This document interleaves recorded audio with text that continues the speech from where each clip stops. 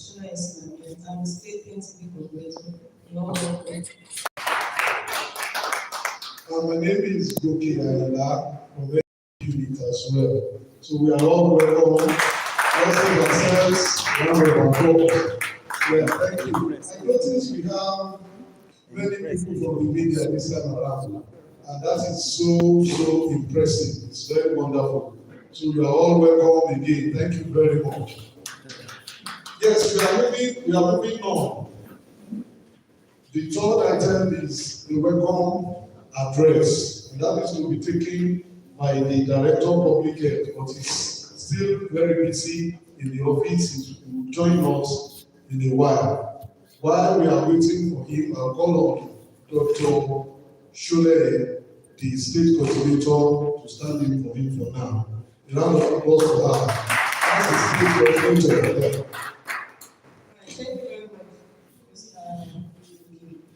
Good morning, sirs and wives. Good morning.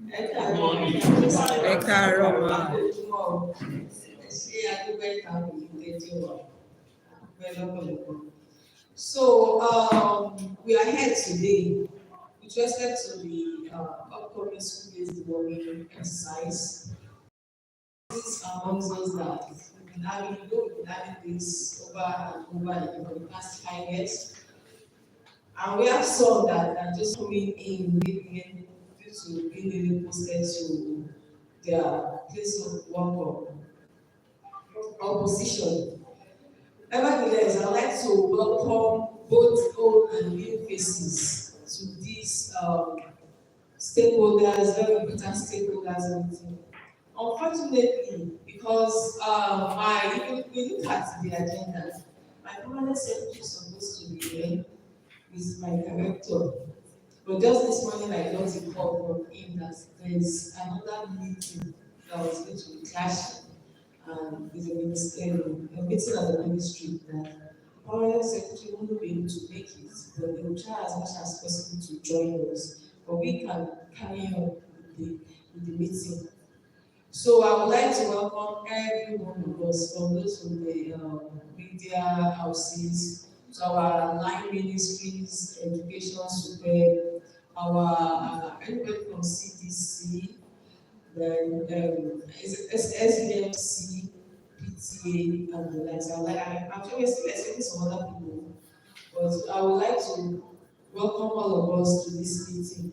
And I hope the wish of my director is he hopes that this meeting is going to trigger out a series of activities that culminate in the successful school-based development, because it's not enough for us to say this is what we want to do.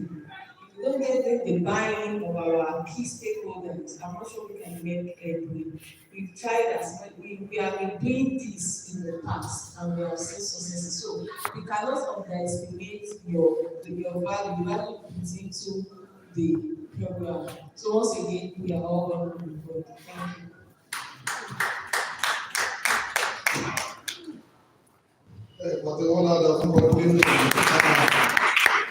Thank you. Thank you. Yes, we are moving on.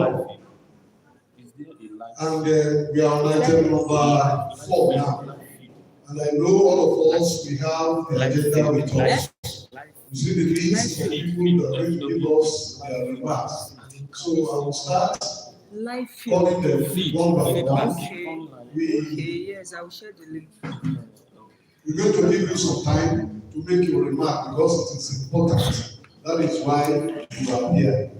So I will start by calling on Director, Education Support Services, Ministry of Education. A round of applause for that.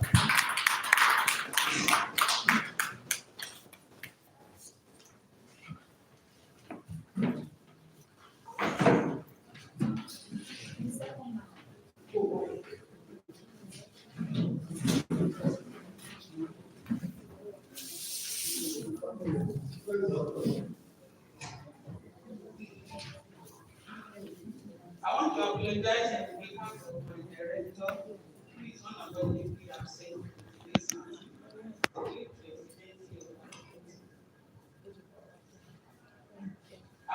appreciate the Ogun State government who has given us all the healthy environment to gather at today's meeting, and even to implement the warming exercise in our schools. We say thank you to our government. And again, I want to appreciate evidence action that has been partnered with the state government in this area. Also, my appreciation goes to the Federal Ministry of Health that are in support of this program with their help of drugs. And the Ministry of Ogun State Ministry of Health as well. We say a big thank you to you. My demand is the warming exercise in us. We really appreciate this program because it has been so effective in our schools. And even parents are appreciating the organizer, the state government, and we are given our promise that we will give the ultimate support to the action and evidence action in this new program for this session. So, I want to say a big thank you to you. Thank you, a round of applause for the Ministry of Education. Thank you. You've been supporting us and we are still soliciting for more. We have to thank Ministry of Education at least for putting the warming day in the school calendar.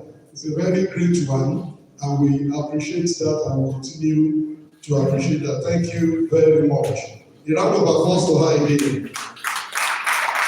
Yes, we move on to Director Social Mobilization, Super.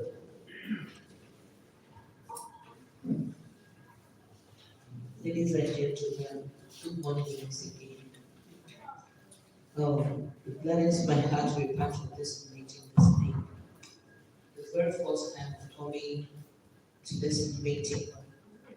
In the course of the discussion, in the course of the welcome address and the messages passed, I've been able to gather the fact that the Minister of Education, the Minister of Health, in collaboration with evidence action, and in fact, the other time they came to meet me in the office, I know we have a lot to do. I was asking the desk officer how far they've gone. He told me the activities of the State Minister of Health, the NTD units, and the evidence action, the Ministry of Education, even Super, all stakeholders, how they have been partnering, how they have been working together to ensure the success of this exercise yearly. And we should all know that this is a clarion call. A call that all of us, all hands must be on there to ensure the success of the project this year. I'm sure by His grace, with God on our side, we shall succeed. Amen. So Bell is ready to give the support anytime. Thank you, God bless you.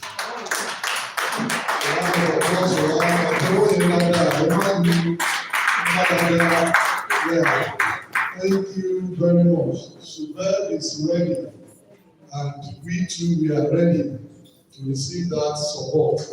And we thank you, Ma, for coming at least for the first time. That is very, very good and impressive. God bless you. Yes, State PTA Chairman. ably represented here by our father. We want to hear from you. Good afternoon, ladies and gentlemen. Good morning, Good morning, sorry. The directors in Deworming Ministry present, stakeholders, gentlemen of the press, ladies and gentlemen. I'm highly delighted to be in your midst to address this gathering on behalf of the state PTA chairman, Reverend Folonshaw, who is presently in Abuja for a national PTA program. We are all here to hear from experts on the 2022 school days development program. On our part as PTA, we shall go back and pass the good messages to our members on the need for them to cooperate with the health workers that will be going down to the various school. I wish all of us happy deliberation. Thank you and God bless. Yeah. That's our parents. Thank you so much, sir. God bless you.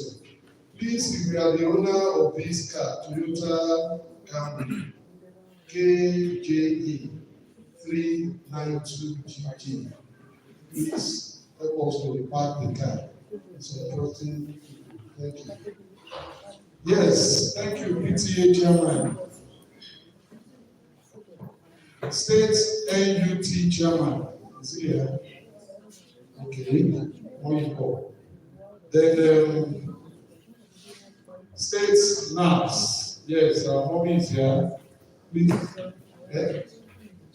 What is NAPS? National Association of Proprietors of Private Schools. Thank you. You are welcome.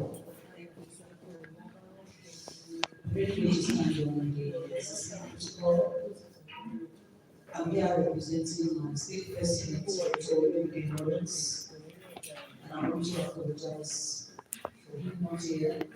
It was due to the change of dates for the meeting.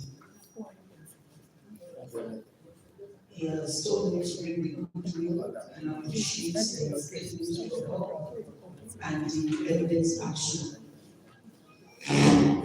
He said, I should be proud to tell you that what evidence action and the State Ministry of Health are doing for us, we really appreciate this effort. We teach, we don't mind the health of the children. In an aspect, we just boycott the health. But now that the State Ministry of Health and the evidence action are really helping the health of our children, we are really getting more results, good results from our children, because we teach them now, they listen very well, and we have good reports, especially from our parents. So we are thanking you on behalf of all the children of Ogun State, especially the private schools. We say we are ready, and we are ready, we are ready. Thank you. God bless you. Thank you so much, the representative of NAPS chairman. Thank you, Mrs. Yusuf. God bless you. Much is expected from NAPS, and we are seeing their hands, and we still want you to continue in that trend. The Lord will help us. Yes, FMOH. That is our organ, Federal Ministry of Health. Yeah, that is FMOH. Thank you, Miriam, for that. You should not assume you know. Okay, he's not here. Okay, then we call our the main state PTA chairman. State PTA chairman. Is he here? Yes. No. Baba ni ọmọ dèdè ìwà State PTA chairman ti sọ̀rọ̀ former representative now.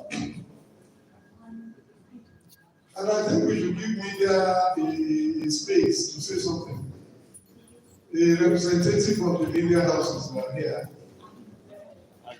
We want somebody who wants to hear from you. Daoud Wambe, ó ti wá Our gbọ́. media people. Mr. Daoud. Okay, so you are the chosen Ó one. fẹ́ sá lọ tẹ́lẹ̀tẹ́lẹ̀ our crowd. Let's hear from the media. Okay, thank you so much. Once again, good morning, sir. I would like to I have my colleagues here. What we do, the media is to showcase what you experts do. And we are not going to pay. But we want to beg you that where we need information, don't deny us. Because it is still where journalists are not giving adequate information on those place. So I want to beg you that you have been giving us required information, but we want to say that we want to continue doing that so that we will not misinform the public. So thank you so very much for inviting the media. Thank you. Yes. Thank you so much. And we cannot but listen to one of our fathers here who has been in the work and has been doing it all this while. I'll call on our father, the chairperson of SBMC, School-Based Management Committee, is here, Baba, Line Labode. Oh, sorry, Labode. Line Labode is popular of the media. That's why. Baba Juwon Labode, thank you, sir.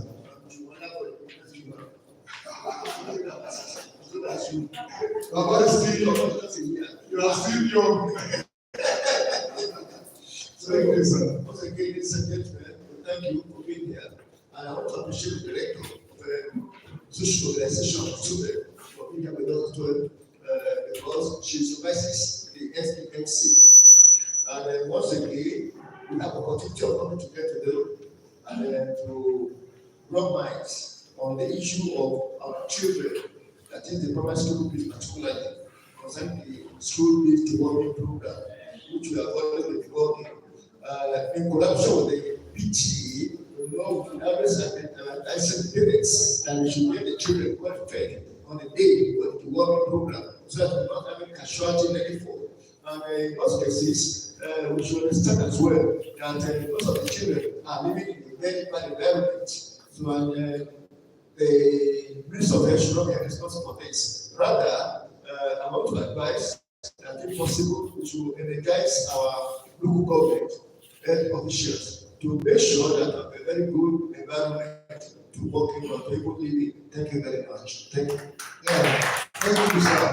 That is taking and you have notes that we are going to work on it. You're welcome, sir. Yes, the FOH is not on seat, so I'll go to evidence action while I call on Mrs. Miriam to give us a remark. A round of applause for her. That's our main one. Yeah. Okay, good morning, everyone. I stand on existing protocols and I want to use this opportunity to say thank you very much for making our time to be here. So please, can we appreciate ourselves? So school development in the state will be where it is today without the support of all the stakeholders and many more that are seated here. So please appreciate yourselves. In fact, I was just saying to the representative from NAPS that whenever we call for meetings, she's always here. So this is an opportunity for evidence action again to say thank you very much for all your support since we came into the state. If you listen to our song in Share, and he talked about demonstrating, carrying a load and running with it. You will agree with me that school deworming in Ogun State is everybody's responsibility. It's not just the Ministry of Health, the Neglected Tropical Diseases Unit. It is not just the work of SUBEC. It is not just the work of education, but it is the work of every stakeholder seated here. So, and a wise man once said that if you want to go fast, you go alone. But if you want to go far in life, you have to work as a team. Why is this meeting put together? Because we understand that with the State Ministry of Health driving this through, we can't achieve much. We can't go any further than we have been going, which is the reason why all of us are seated here. So I want to implore us today that even as we begin to discuss the key issues, we bring to bear the key issues that we have experienced in the past deworming rounds. I want to beg us to please commit 105%, because these children are our children and they must do well. They must do well with our collaborative effort in driving this program forward. I also want to specially appreciate the media. In the past, we have worked with the media, we have struggled to work with them, but it is good that the media has proven to us that they are stakeholders in this development activity, which is why they are here. So please, let's appreciate the media. So thank you once again, just to encourage us. Let us give this meeting 105%, because it's from this meeting we will collectively agree on the way forward for the success of this program. So thank you once again, and you're welcome. Yeah, thank you so much, Vera, from Evidence Action. Our commitment, more than 100%, is what we require now. And we are pleading with you to please release that for us. And as we do that, we're going to have a very, very successful exercise in the forthcoming deworming exercise. Thank you so much. FMOH is here now. We still want to hear from you, sir, Mr. Iwale.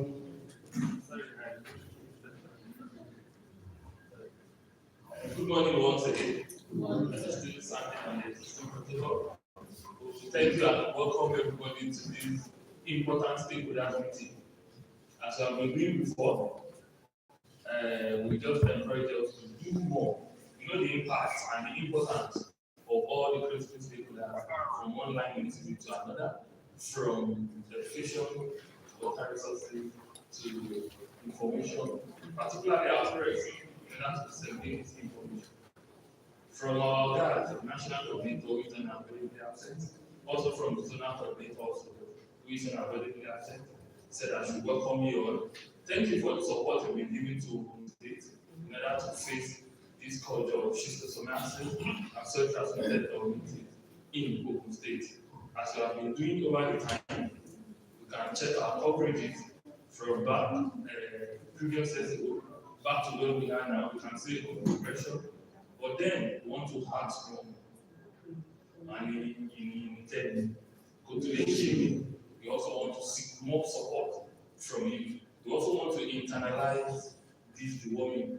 For what education has done for us, they have a deal for us now. It's one of two from Nigeria. I think Ogun State first came first, then Oyo State, which we are so happy with at the national level. I think Ogun State started the round of going forward, we have a date permanently for deworming. So we are here to also thank us and encourage us. On behalf of this rapport who takes this tablet that they are not here, we also want to thank everybody. Thank you for your contribution. Thank you, sir. The state is doing well, and we want to continue to do well. And that is why you are here. By the special grace of God, we shall achieve our goals. Amen. Amen. Now, we want to, moving away from remarks, we want to show you a video clip to see what we are talking about, to see why we are soliciting for that support, and to see why these children need to develop these children. So in the while now, We'll show you or discuss on it.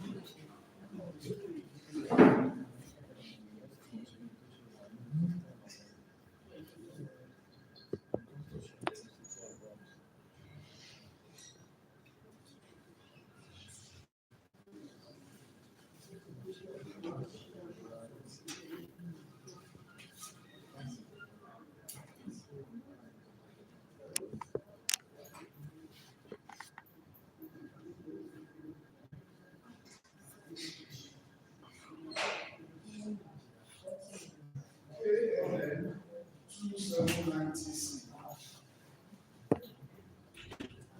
Toyota Alpha. KNN 297. Okay.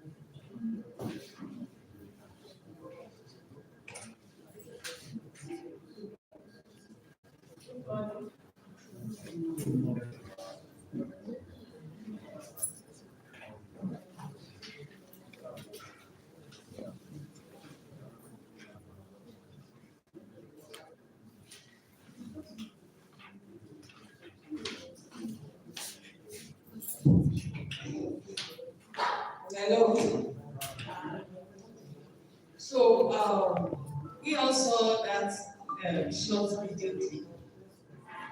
Mrs. Abner, I hope you saw the video clip. Can anybody say something about it? Who wants to say something about it?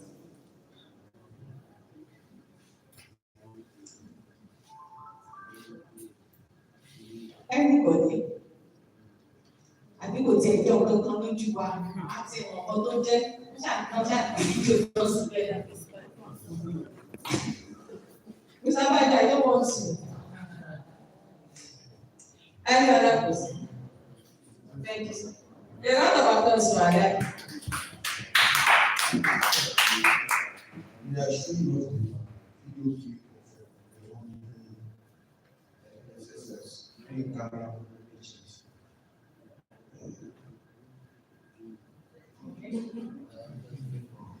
Thank you very much, sir. Any other Any other person?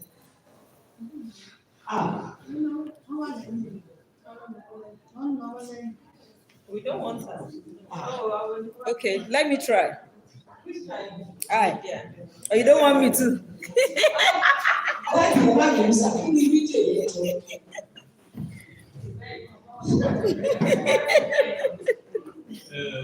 Actually, shows how the doctors were removing worms from the patient.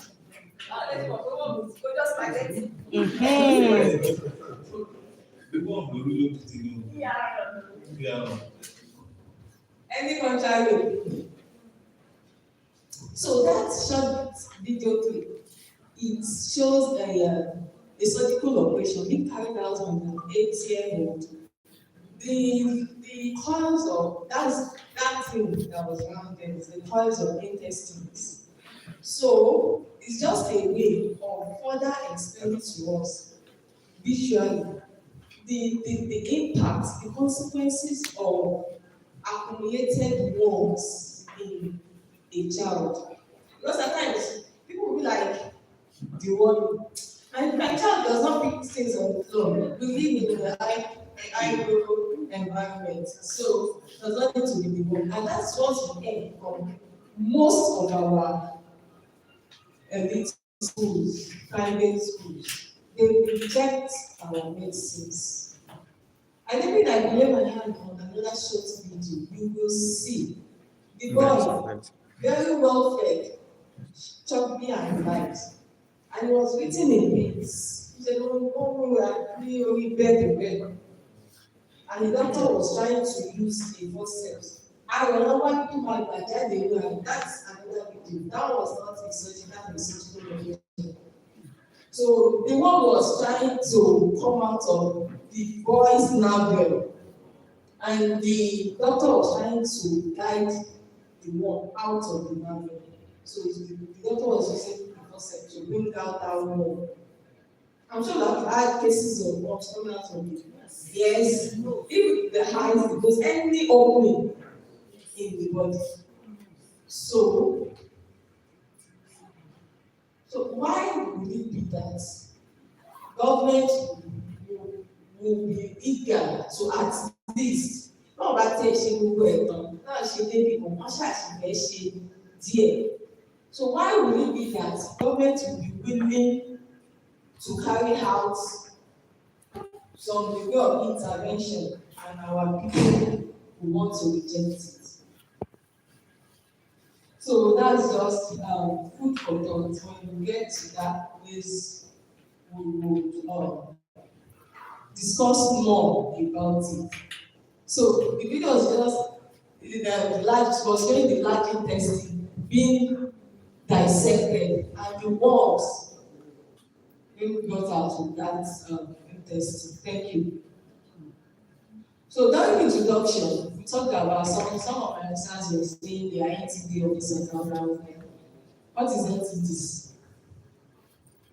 So neglected tropical diseases, NTDs, neglected tropical diseases. They are a group of bacterial parasitic infections that are associated with poverty, prevalent in areas that have poor sanitation, inadequate water supply, or no water supply and substandard housing conditions. At times I want to contest this definition. Why? Because it's actually not only in areas where we have poor housing conditions, but it is prevalent and more there. We accept that entities are basically diseases of the poor. But that does not mean that you can't find it in the middle class or the lower class.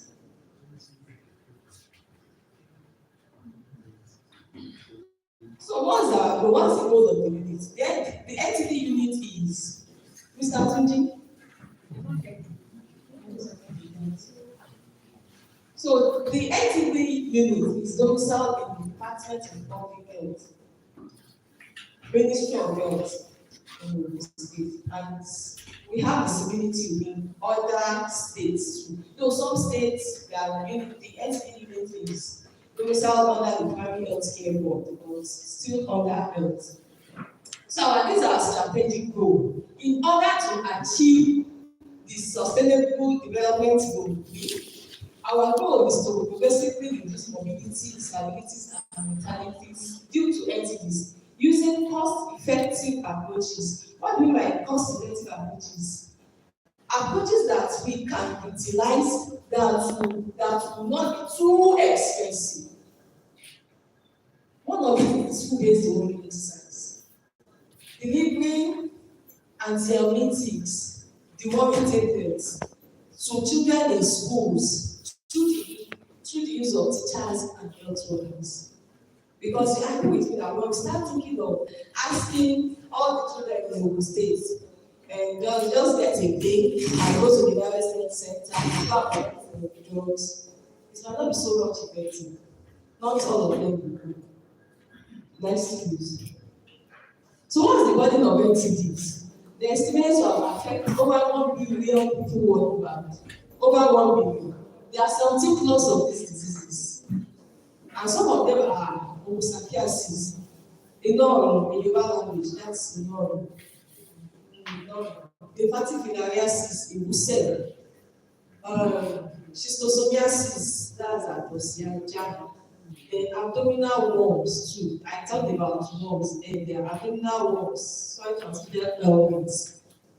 40% of entities are found in subtropical Africa. Nigeria accounts for 25%. While the State Control Program focuses on 4 of these entities, and those are the ones I mentioned earlier. While the tuberculosis leprosy control programs focuses on the control of leprosy and bilharzia. Yes. So how do we carry out our activity? What exactly do we do in the unit? So yearly we carry out a yearly mass administration of medicines, targeting either in our room or in the same. This can have the poster. Targeting either homosapiasis and hepatic filariasis, or a school-based deworming exercise, trying to control schistosomiasis and soil transmitted illness. So the deworming exercise happens majorly in schools, where we have some pockets of treatment in the communities, depending on the diversity of that particular community. So if we look at the poster with us, it's just like a summary of the diseases we cover in the unit. So down there we have hepatic filariasis, homosapiasis, hepatic filariasis, homosapiasis. This is a picture of a child urinating blood. There's soil transmitted melanocytosis. That you can see 3 children there. Their stomach is as big as a woman carrying a 6 or 7 months old pregnancy. And you'll be surprised that it is worms that is in their stomach. You'll be surprised. So you can see worms coming out of the mouth and of that particular child.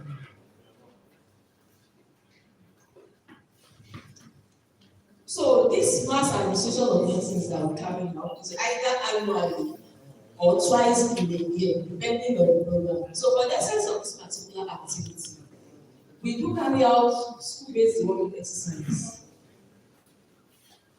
twice in a year. There's a bigger round, and that's what we are preparing for. There's a bigger round in the year, either early or later part of the year. Then there's a smaller round that will just go to 4 LGAs. So this year we bring to the smaller round, so we are going to the larger rounds now. Next please. So who are our partners?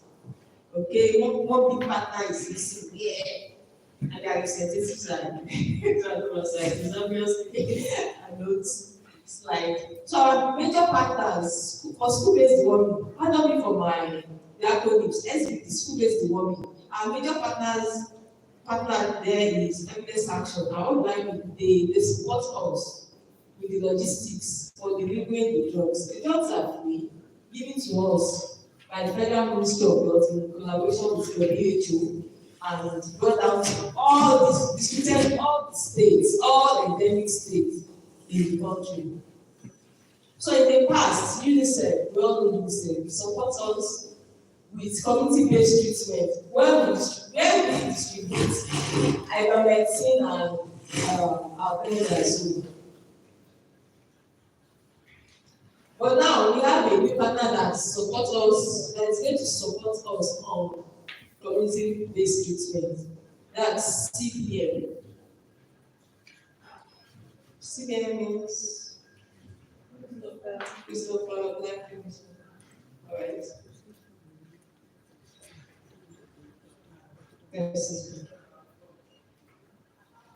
Yes. So for the state, we have 18 LGAs endemic for schistosomiasis. It's equivalent of 35.9%. What does that mean? Out of 20 LGAs that we have, 18 are endemic for schistosomiasis. At Osiaja, where I'm in the middle of passing out blood, visible blood in your head. At times it might not be visible, so you cannot say, okay, since the person is not passing out blood, maybe the person doesn't have schistosomiasis. Onchocerciasis, we also have 18 LGAs endemic for onchocerciasis. Then solely transmitted illness. All these figures, so STH, we have 14 LGAs, hepatic diarrheasis 14 LGAs. You want to ask, how do you come about these figures? There was a kind of survey carried out in the past, some years back, across the country, and this was what they got then, and that was what necessitated we delivering medicines into the distributing medicines into the communities in schools. So that's just the map showing the endemicity according to the local government.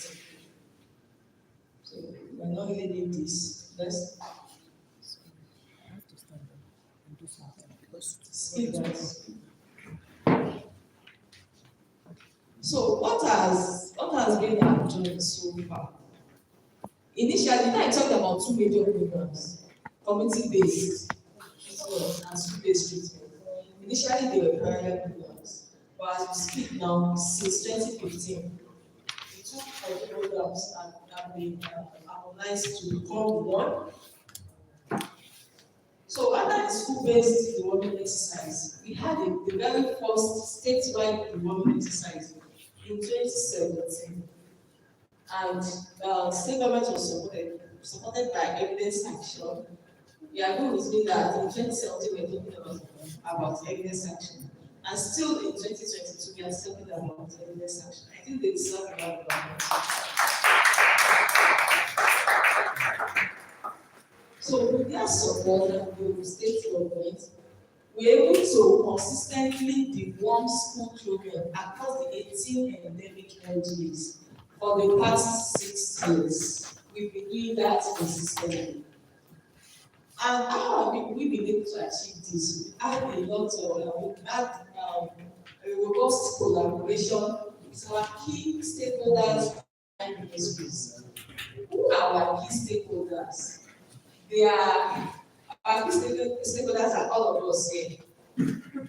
My opening remarks, I talked about engaging the Ministry of Education, Science and Technology, engaging superb, engaging the leadership of PTA, because we talk about children, we cannot we cannot talk about the PTA, the parents and the teachers, engaging the SBMC.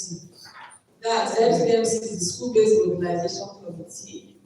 Some of our other key stakeholders are the media. We've been partnering with them over the years. I would like to appreciate at this point two key media personnel or three. One is Mr. I'm forgetting your name from ODBC. Your please, sir. Yes, Mr. Yes. I thought we have money for the data. He calls on us whenever he has maybe if we say, oh, doctor, ask doctor, and you understand? Because as the properly sensitized, we appreciate your support, sir. Another person that I would want to also specially appreciate is my River. Yes. From Sweet FM, thank you very much. That day I just received, I didn't know about any. I received it from her. And she was like, Auntie, I'm going to jail. Okay, go to jail, I'm and from that day one that I received that from, I thought we are not featured in nothing less than 5 or 6 daily appearances, free of charge. I appreciate you. Thank you. God bless you, ma'am.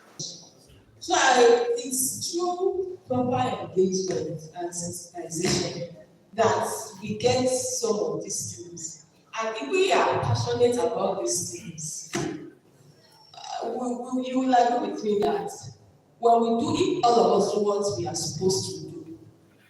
The acceptability in our various schools, communities will be very, very high. So we try as much as possible that collaboration that we enjoy with all our line ministries and our stakeholders, from PTA to SMC to NAFSA.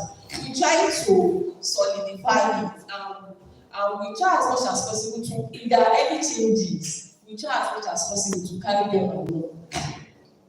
One major key achievement that you heard the representative of the national coordinator talking about Ogun State being the first state that will incorporate a school-based deworming exercise and thank you very much. We appreciate you for all what you did success in this particular exercise. Next, please. Particular exercise. Next, please. So, what are the challenges?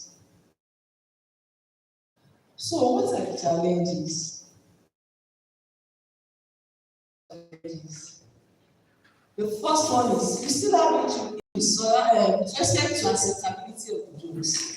I know who is from Obafemi Ode, maybe by birth or by virtue of the place of where you work, or by marriage. Who is from? Thank God. So a lot of applause for him from Obafemi Ode. But sir, we have a big Obafemi Ode.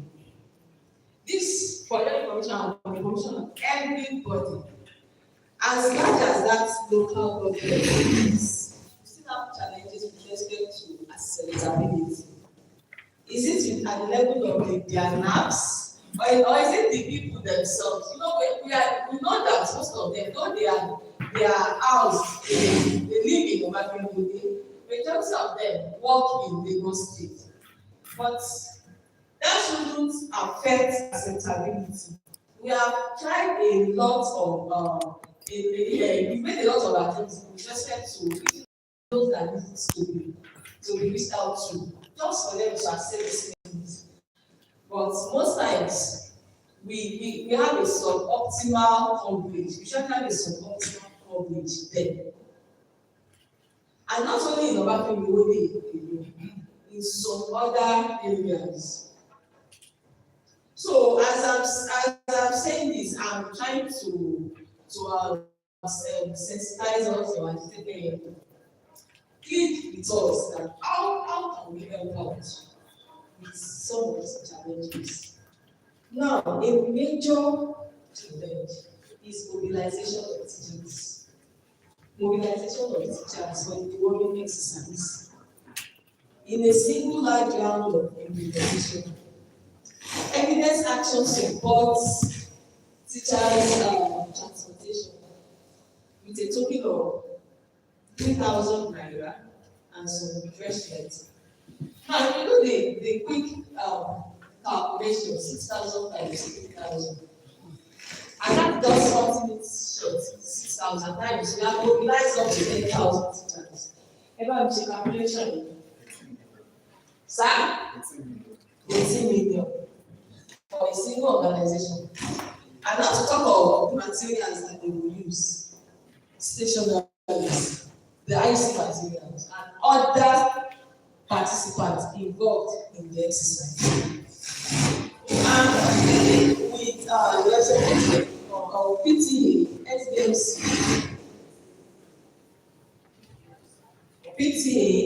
SBMC, NAS, education and support.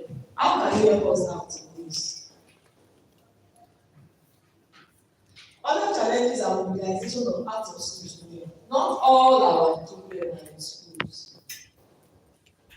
Some of them are in communities, and they are still not being captured. Now, I don't want to throw this to mobilization of registered private schools. Most times when we go to them, they told us they are coming.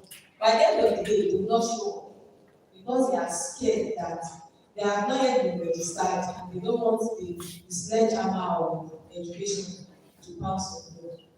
So at this point, I want to throw it to all of us. What is the way forward? How do we go from there? Next. So that takes me to area regulation. This kind of I like to so that let's have our people and all of them how to go about it. So let's have some pictures. So this was taken in 2020, and yes, all we had is statewide development exercise and the flag of ceremony. That's who are those celebrating picture there? Look at the best. That's functional education and operational development. You have that. We've been working from yes. So that the commissioner for health are basically a group of students as the dialogue. So this one last year we had now for the inclusion of the deworming day and the negative of into the school calendar, there is a small challenge because of availability of drugs and the way we work that particular day. It's not as if we will have medicines to distribute to that. But this it is a form of sensitization. So we now thought and level of that. How can we do to back that? The inclusion was done last year. The last year of this year. Last year. Ventures. That's I know that's one.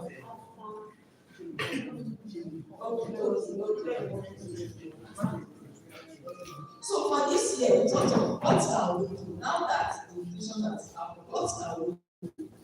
So we thought of organizing a quiz competition for school children across the three senatorial districts of the state. So I think this is the winner of the first position, Belmont Divisional High School in Shagamu government. Yes. Still, well, this one of the picture, so we were celebrating the winners. So that's second Paris. It's meant to, which school is that? I can't remember. It's a It's private school. Spanish. From where I don't know. It's like Ijebu Ode. Is it for Ijebu Ode? So that's For private school, sure. security of Paris. So this picture was and I obviously visit to the Commissioner for Health, Dr. Ipaede, by the leadership of Evidence Action. That's Dr. Emma, the woman in Switzerland. So when we are about to start that job there. Yes. So most times when we are about carrying out our activities, we don't just counsel people, we don't just go into the community, we pay a lot of activities and strategy. So this one was taking the water side. So community leaders in the water side. Yes.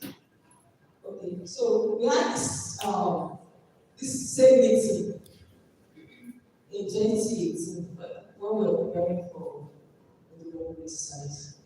All right. So at this point, I think I'll have to go with mine. I would like to appreciate all of us for this.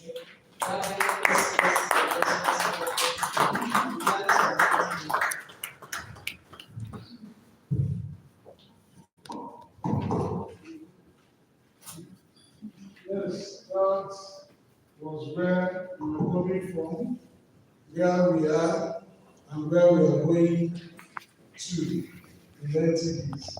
We've had the presentation, a lot of challenges and gaps to be filled has been exposed to us, and that is why we are here. So we want comments, questions, and suggestions for us in that presentation. If you have anything, to see any question to ask the moderator, or you want to contribute something. Yes, sir. Thank you, sir.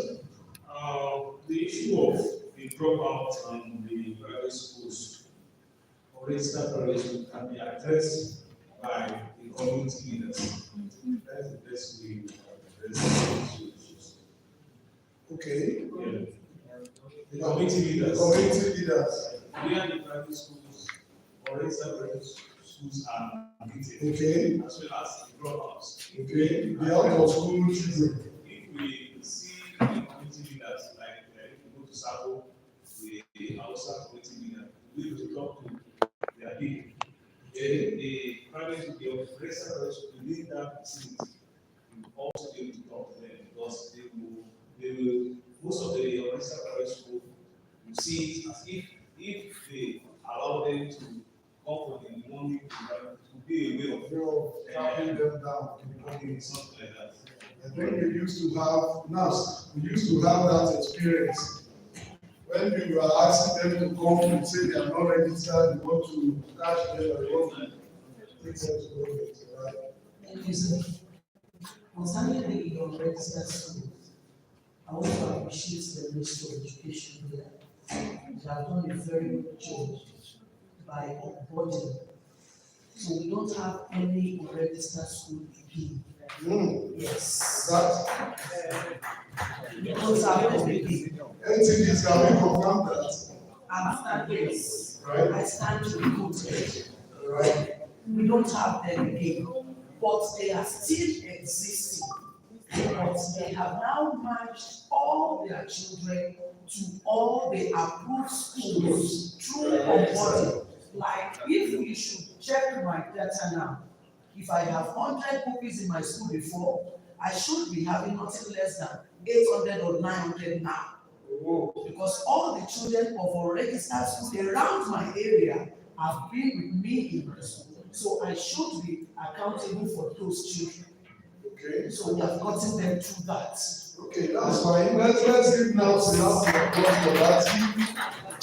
That is good. So through all the approved schools now, we have gotten all the children.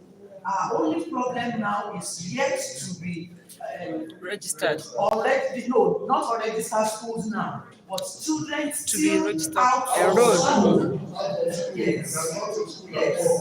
Some children are still out of school. You still see them lodging about, either for them to come to the private or go to the public. They are yet to take a decision on that. That's for that. Then I want to quickly chip in this. We have gotten a date now for the NTD in Ogun State. Please, if my coordinators will please help us out. If we have NTD members here that they are up to 20, if we can have one representing a local government, that particular day, that person should go to such a local government to organize or liaise with the chairperson. And I want to appreciate private schools now. We are one now. We are one. So any information will come through NAPS and all other stakeholders too will take it up. So we speak with one voice now. All private schools. Yes. That's good to know. Thank you.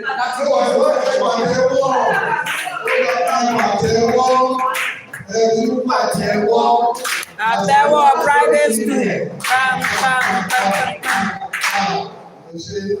Yes. So I want to commend the efforts of our president. He's one of them too.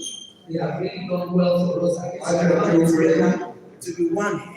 So through them now, each NTD members can go to such local governments and let us organize something for that day, for children to be aware of that NTD day, not individual school. I have record of my school with NTD days. I have it in my own school. But if all other schools, all other local governments could come together to have something like that, they are awareness. Look at what we saw today. It will be part of what will be shown that day. Sorry, to pupils. They will go home and tell their parents,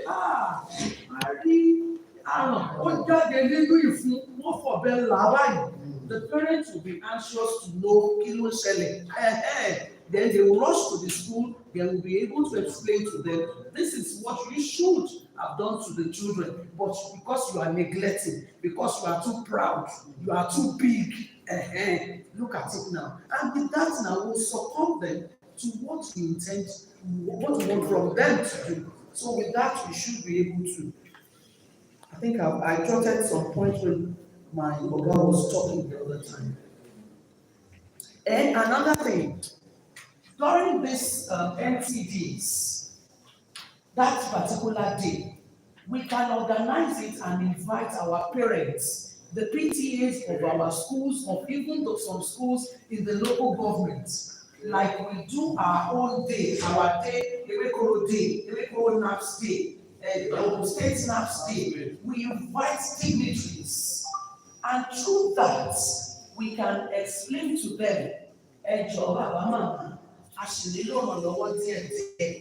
can bring in ideas and help us out.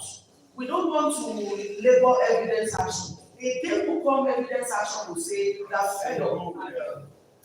So once they are fed up, and our children will be fed up, look at what we saw today.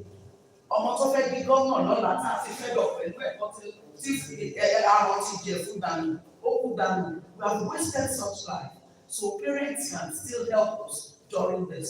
Please let's do something. God on our side.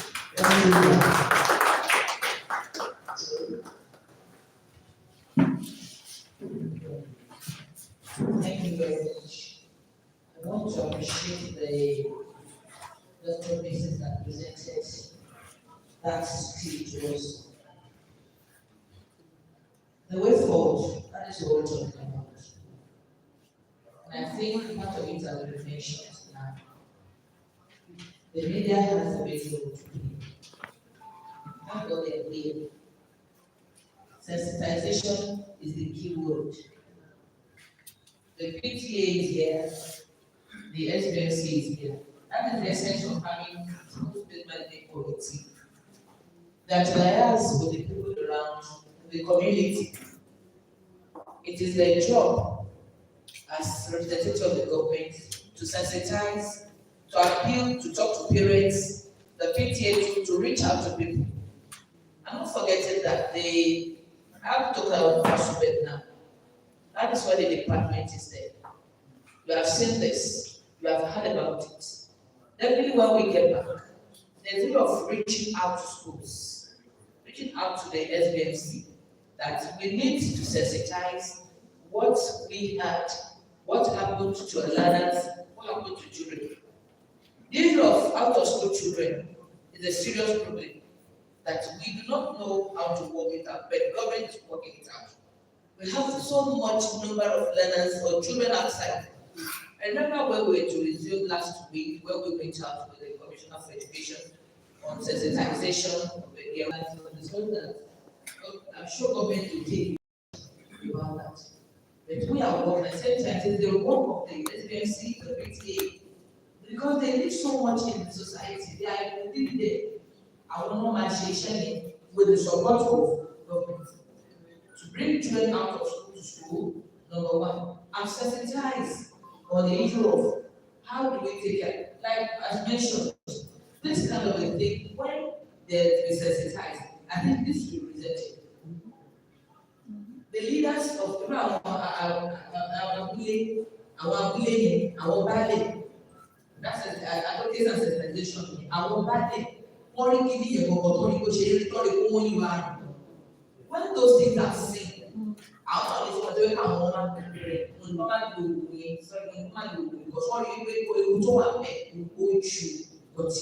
moment, so the work of this, the SBMC, very, very important. The PTA should not be left behind, and the Ministry of Education and the Super, they will have a lot to do to ensure that these things get out of with the support of everyone, also the youth. Thank you very much. Yeah, thank you, ma'am. Yes, that is taken. You know, the coordinator is taking it. Thank you very much. We talk about sensitization. In the past, we used to have this public mobile cinemas.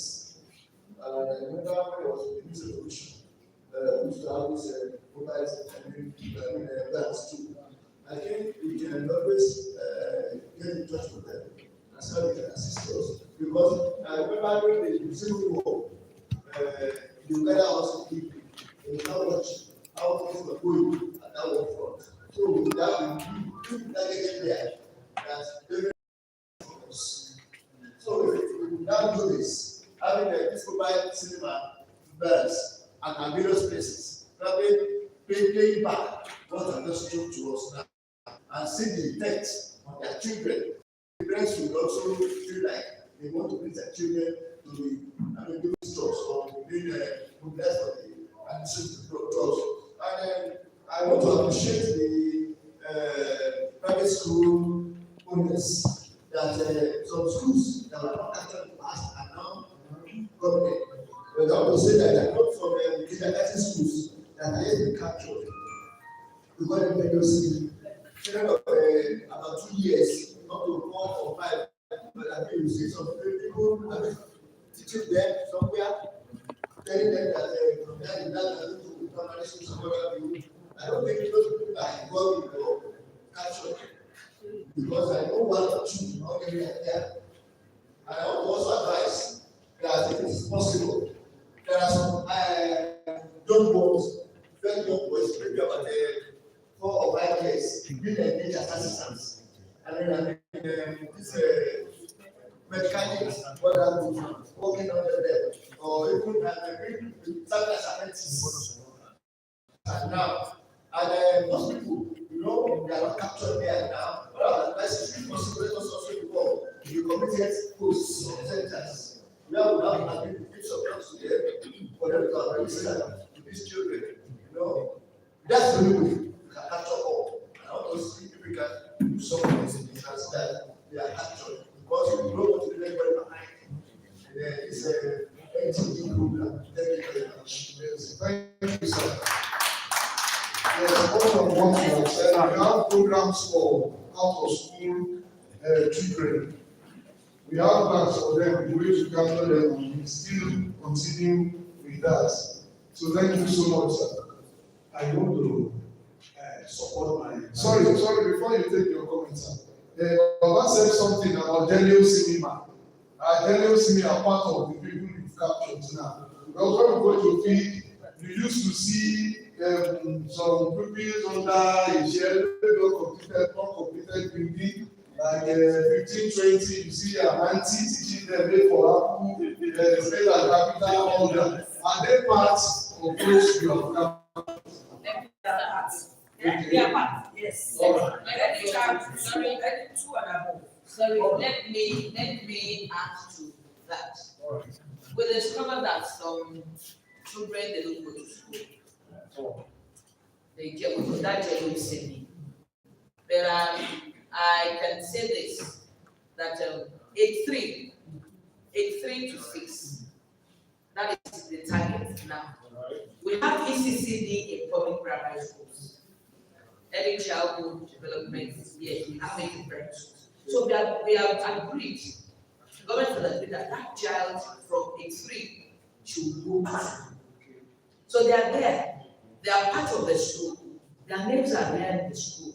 So they can also be captured through that area. We have ECCD, that is, we call them KG1, KG2, and others. We have them in government schools. It is 3 to 6. They could be captured. Okay, thank you, ma'am. Yeah, you can have room. Now, I want to support my director has said, the word sensitization is the best, according to her. Then, what I want to suggest that there should be community volunteers. You know, especially community volunteers, especially in villages. I remember that the facilitator said that Obafemi Igode, no, I came from Obafemi, we know that we have so many villages here.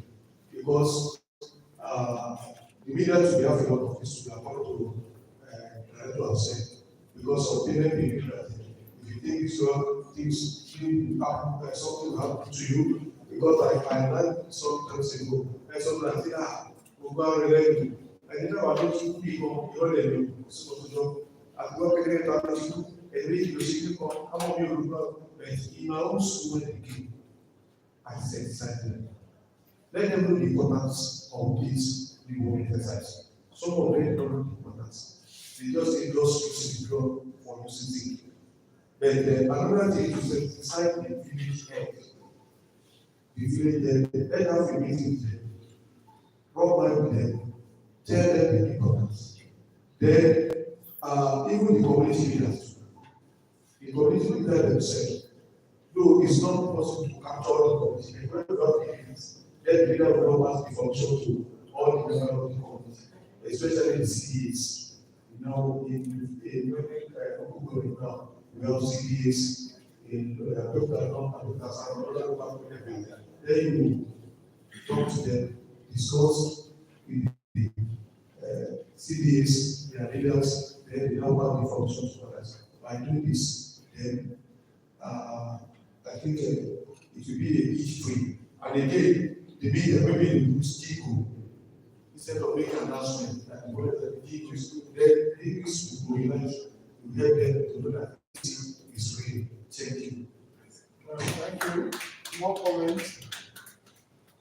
I think the Federal Secretary Administration of Modern Islamic Schools, Ogun State, and the Public Relations Officer of Grand Union of Private Schools Associations in the state. Just as my colleague has mentioned, yes, they are just talking from experience now. Thank God the director has mentioned it. That the issue from the definition of this NTDS, I think there is need to add to it. I remember in Yewa South, I was opportunity to work with Chobande, and we met some schools. Google it there, my school, because of the definition given, he said his own school and the students are out of that because they live in a safe environment, they don't play all around, just as Dr. Chune has observed. I think there is need for us to adjust the definition of that NTDS. Two, I want to thank this house and the director in charge for let's go into action. The issue of community leaders, we'll continue having that's some small schools, but some are still even, just coming up now, but as a new session. If you use community leaders, I work in Nasarawa for a while. So in Nasarawa, what we do is just that community that just invite all those schools. You are operating in a community, and if you refuse that your any learners in your school should be, vaccinated or participated in this, to leave. So community leaders are also key to it. Then another thing, I participated in just concluded NPA, National Audit. I represent the other private school association. Now we mentioned some military schools. That in some military we have challenges like army barracks. The head worker you send to military school also be afraid. But when you want to enter their gate, if they lock you up to go out another thing. So, and then at that point, we invited the Federal Ministry of Education officials. So they said that they should give information to all the military schools so that they will also be captured as part of the program. And I think we are able to implement that, and we also have a better result. Finally, on behalf to leverage the what my sister said, on behalf of the President General for the Grand Union of Private School Association in the state, I think we will invite the state director. Well, at least we have about 14 different associations coming together under GUSA, so that we are going to have a meeting. When we are having our meeting, we invite the director to come and address us. And the director should prepare for two things. One, the religious ideology. I remember when we were having our state meeting, somebody from our association, AMIS, asked a question from the head workers on the issue of this, religious ideology. In the local government, we met some school. Thank God they were from public school, Ojumo High School in particular. I was going to monitor that area, and we saw some Christian body. That would be the first time I would see Christian rejecting, saying under the pretext of religion. My own belief has always been Muslim.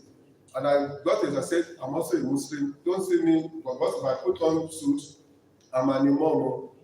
I lead congregations, I do this, I'm an alpha. I don't know. And I said, no, all those ones, we can talk to them.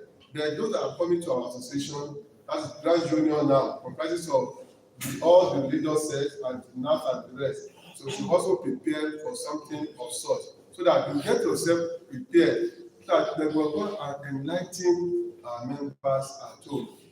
Finally, then the religious leaders too. Please, whenever you come for this type of program, and I think the department has been doing greatly sensitizing, even at the local government level. Then I think those people have not been seen that they will come, just listen, talk, sign, and go. I think we need to sensitize, need to go far. Like in Bokia local government, we have created a platform. The LNTB in Bokia has started working now. Advocacy that Mrs. Shall be moving and the rest. This time around. Thank you. Yeah, thank you so very much. To reserve that moment, the question about the rejection. Thank you once again. And Doctor, I just want to know, is it from the public school or private school or the totality of the government, so that you can know how to address the rejection and perfectly private schools? Okay.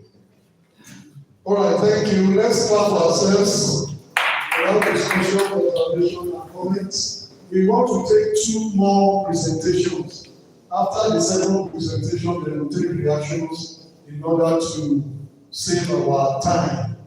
The next we are about to listen to now is overview of schistosomiasis, and soil transmitted ehrlichiasis infection, and why deworming is important.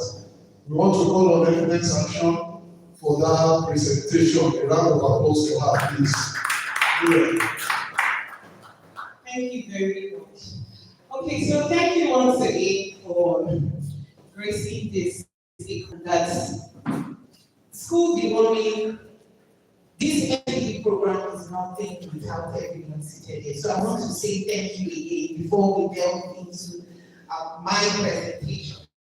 So this presentation will focus on who we are as an organization and most importantly, why deworming is important. So because if the importance of something is done. Okay, so I would like to show some pictures before we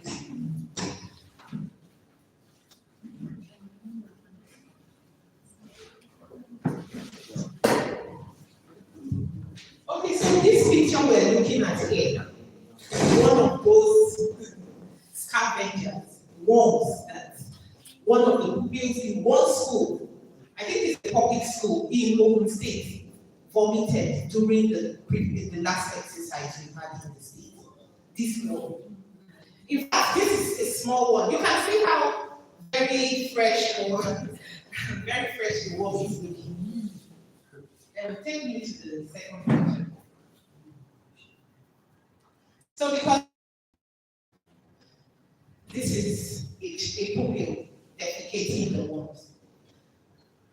So this happens immediately they ingest the medicine, or once they have ingested the medicine, they get home within a short period of time. You see these reactions.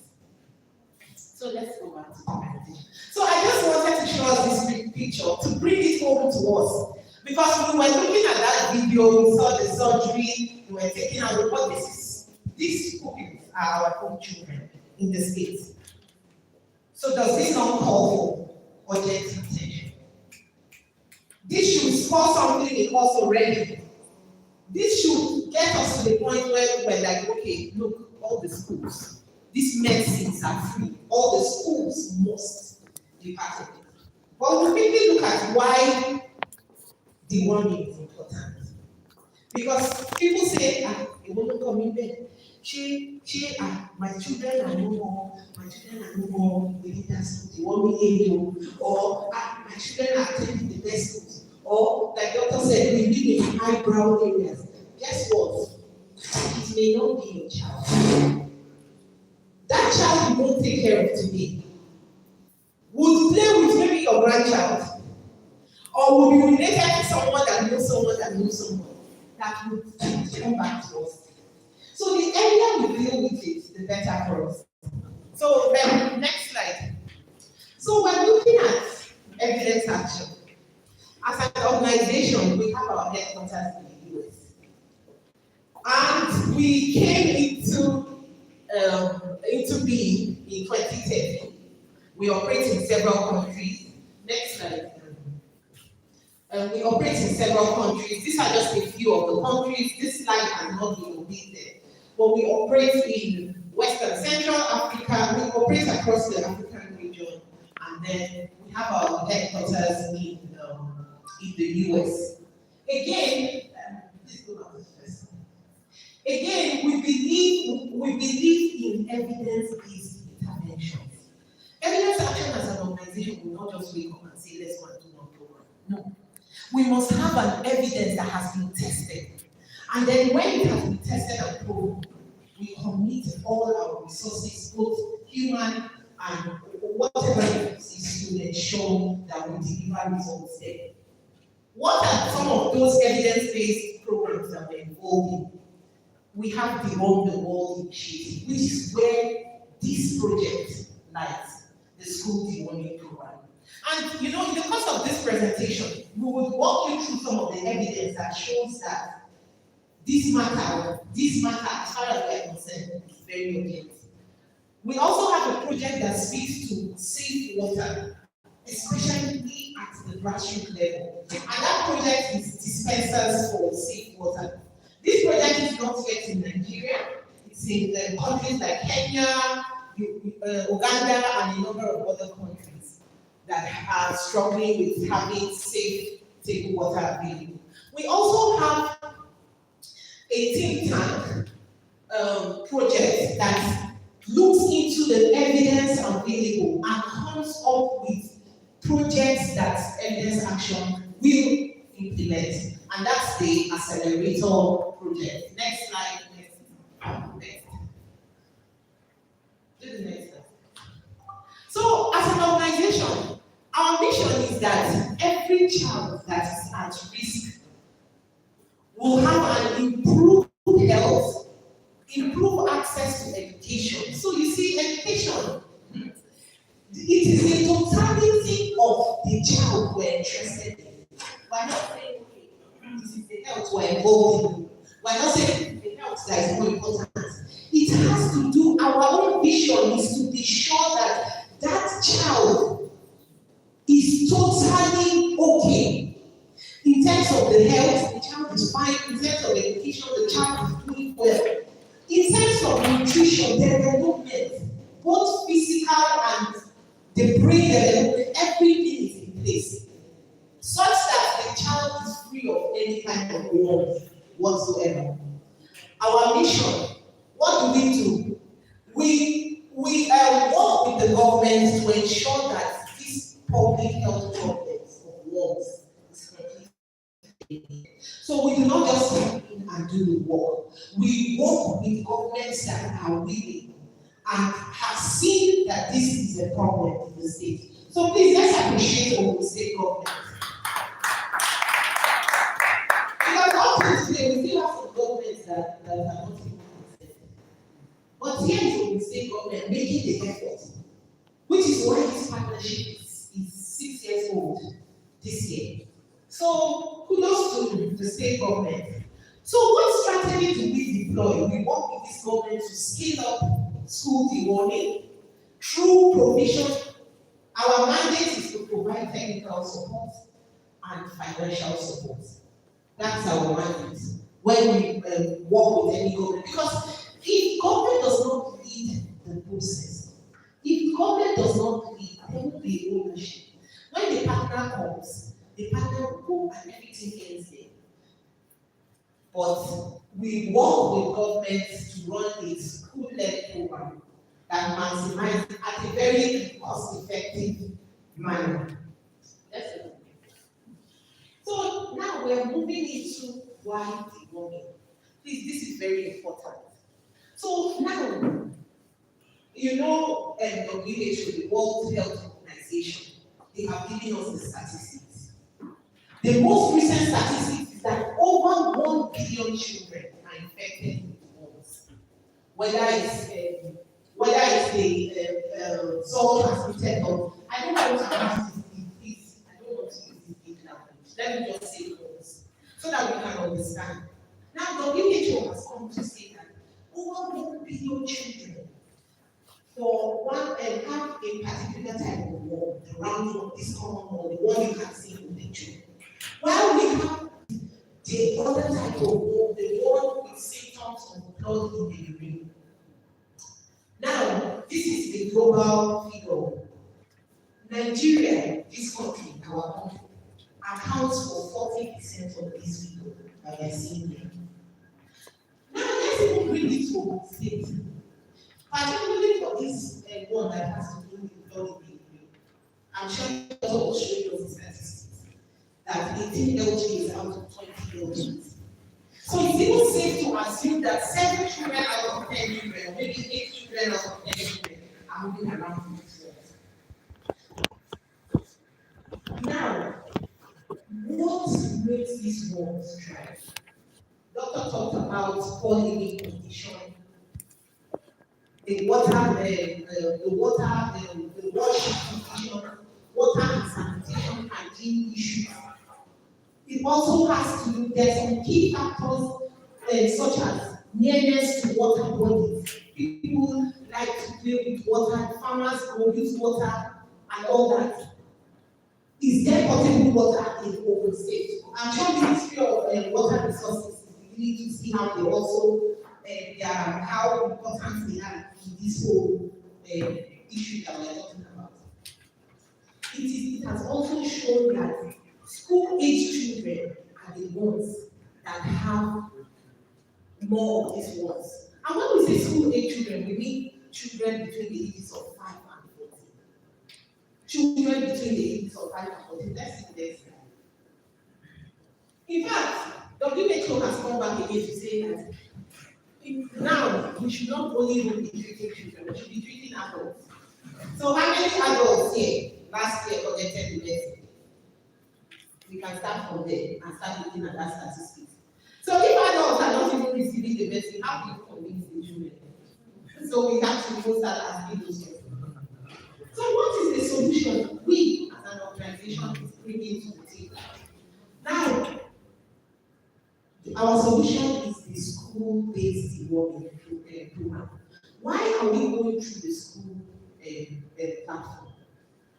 The main reason is because it's assumed that 80% of school-age children will be found well. They'll be found in the school. Except the government is not doing their work. Over 80% of school-age children should be found in school, which is why evidence action is going through the school-based platform to reach children. Again, we understand that these medicines we are giving, they are safe. In fact, I can spend 5 hours talking about the safety of these medicines because we have found over time that most parents are wary. These medicines, where are they coming from? Government, this, that. But I can assure you that this the medicines follow an ethical route to get down to the state. It's not the partners providing the medicine. The medicine comes in and is certified through the WHO, through the donation program, then gets to the Federal Ministry of Health. Thank God we have a representative of the Federal Ministry of Health here who will speak more. And then from the Federal Ministry of Health, based on the prevalence of these ones in the state and the request from the state, they are sent down to the state. So the partner does not even come here. Why? Because the children already trust their teacher. They listen to the instruction. Their teacher says, sit down. Today you are going to do your test. Everybody in the class will come. So there's already an established structure where there is a good relationship between the teachers and the students. And again, in the case of our program, we always train the teachers. We build their capacity through the Ministry of Health to administer this medicine safely. So why? Initially when we started this program, we had pushbacks coming from health saying that why should the teachers deworm the children? They are not health personnel. So my question is why not? Everyone seated here, we are parents. You have been able to administer medicines, even the one doctor is not asking. Some people we are every minute they are giving their child, I feel my child doing that. Let me give me paracetamol. You as the parent, not even a trained health worker, you are administering the drug. So why not a teacher? I want to choose the doctor. So this one takes into account the health, education, and economic outcome of every child. We're going to be looking, moving straight to the benefits of deworming. Now we want to see it because education, you really need to understand. And I mean, I can't overemphasize this. Education, you need to understand where this deworming comes in. And I'm really grateful to the state government, particularly the Ministry of Education and Student, for taking this bold, making this bold move of including this school deworming or NTDA as a means of awareness in the school calendar. I want to, before I get to health, let me go into education. Do you know that a child that comes down with walls cannot stay in school? All these enrollment drive, we are doing enrollment drive. We're going out to go and get all the children out to school. Do you know that if you don't deworm that child regularly, that child is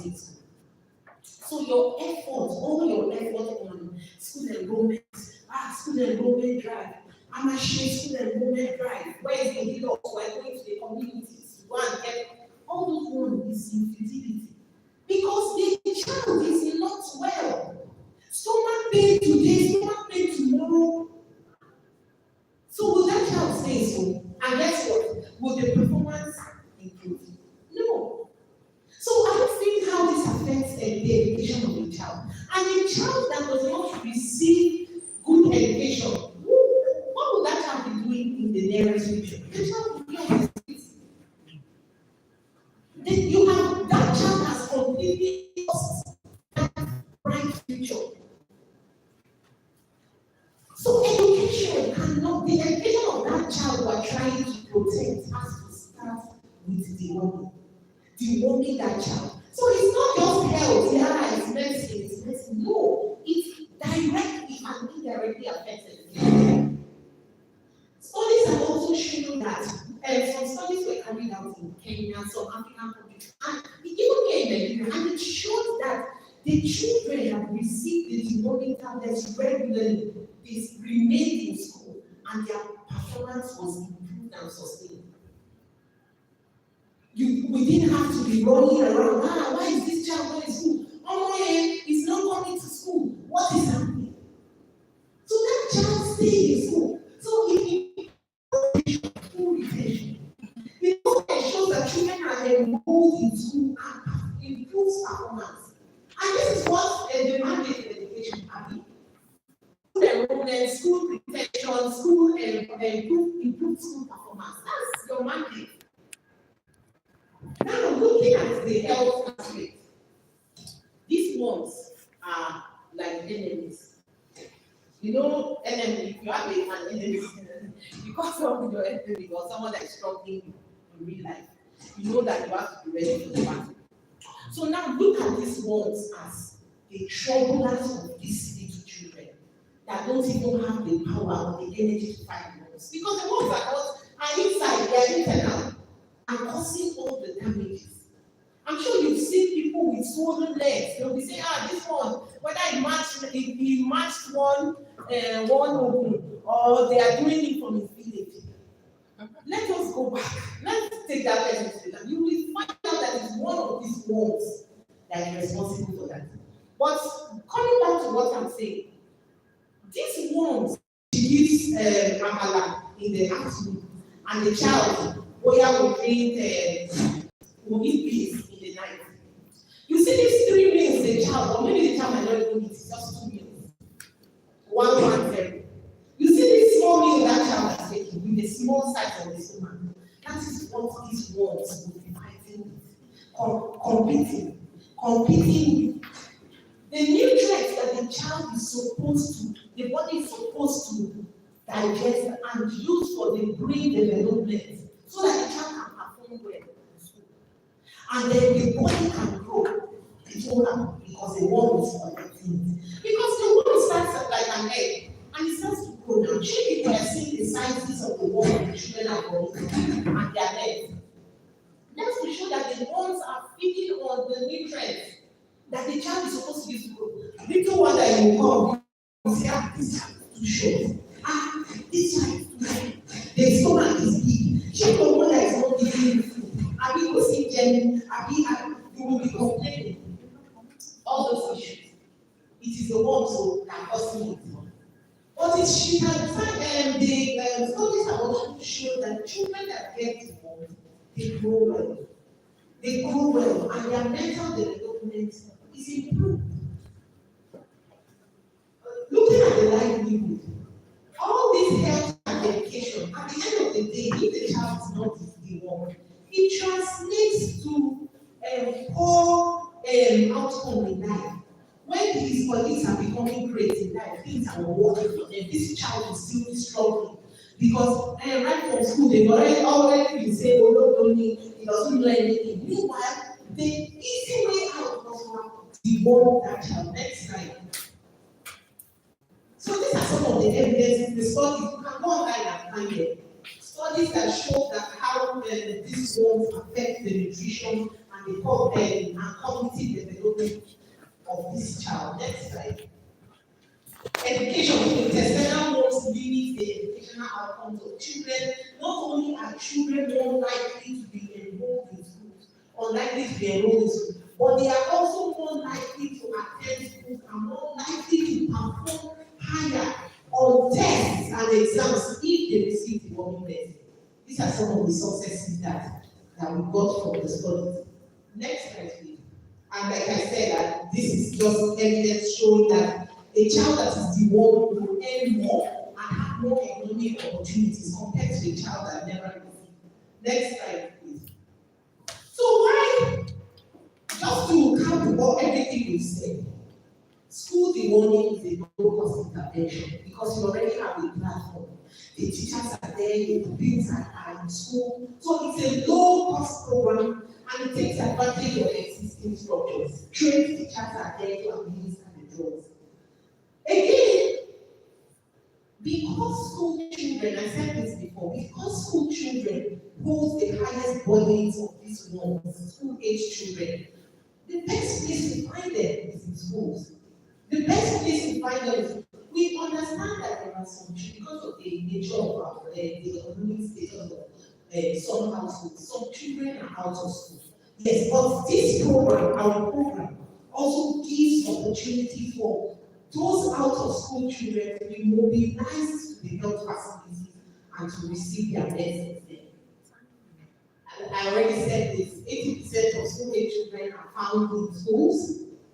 Deworming treatment is, and I think we should get to a point where we don't feel comfortable when children don't take these medicines. You know why? The medicines are free. Most of these countries abroad, they say, oh, we have seen the body of Africa. We are giving people this medicine free. But guess what? The free medicines come to us and nothing happens. So we allow schools to reject the medicine. The medicines begin to expire. And when the medicines expire, that's the way we throw them out.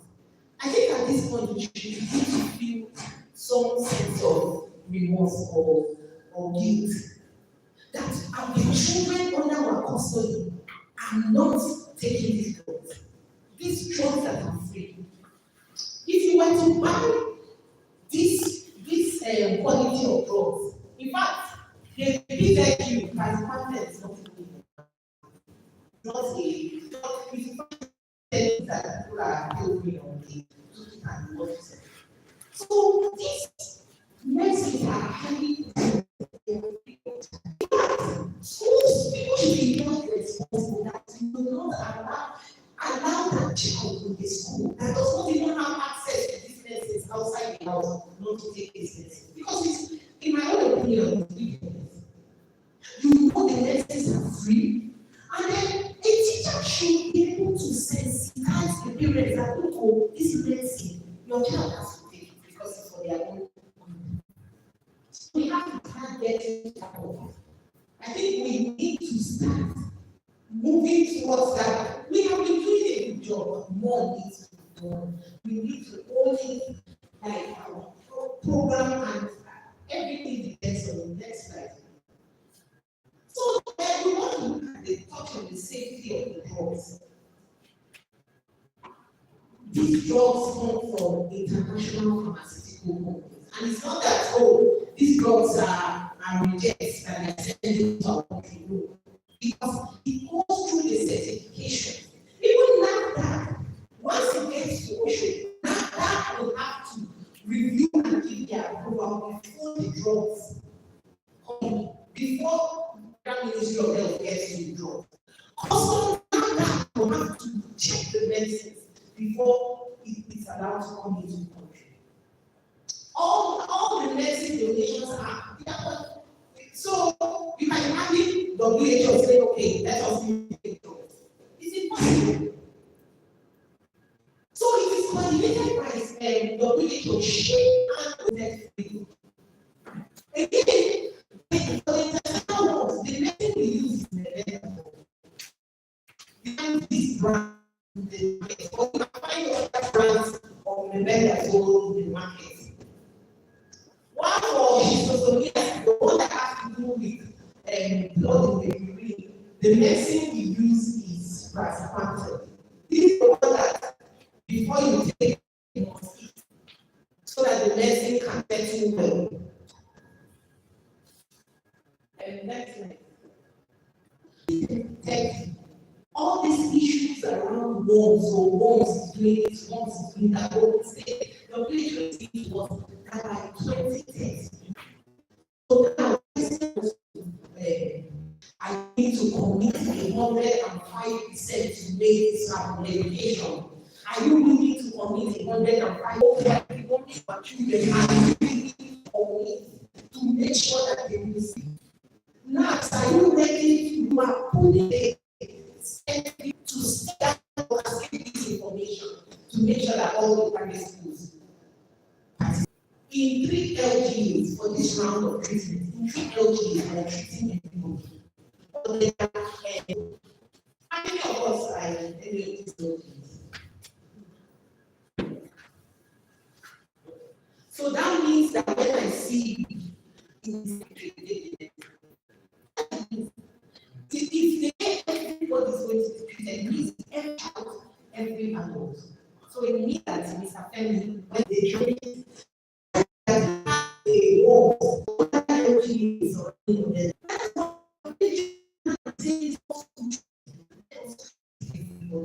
and the others are treating the prevalence of this and not this.